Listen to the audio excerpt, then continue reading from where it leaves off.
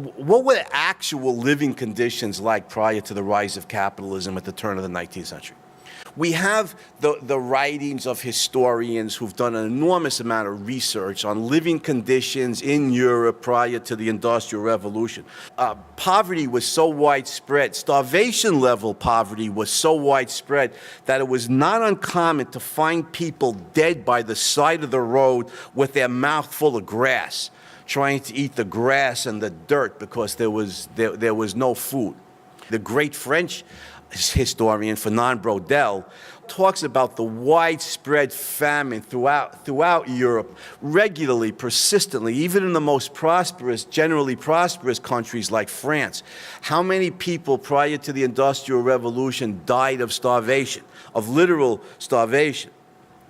Braudel talks about the immense and horrifying Finnish famine of the late 1690s at the turn of the 18th century, when fully 1/4 to 1/3 of the entire population of Finland died from starvation. Similarly, tens of thousands of people in Scotland in the 1690s starved to death, literally starved to death, in a population of less than 2 million.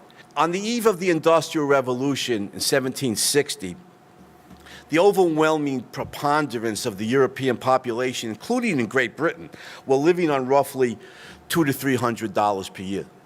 That is, living on an equivalent of less than $1 a day.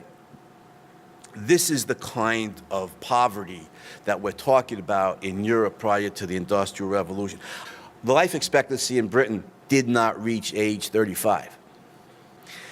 Now, economically, we could put it simply, the reason for the terrible penury or destitution of the European masses, we're talking well over 90% of the European population at destitution levels, at one half step ahead of starvation levels.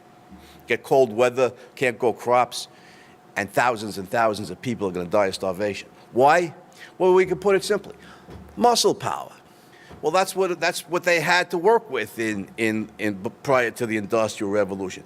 There's no machine power, there's no steam engines, there's no electricity, there's no gas-powered, steel-built tractors, trucks, power drills, and saws, etc.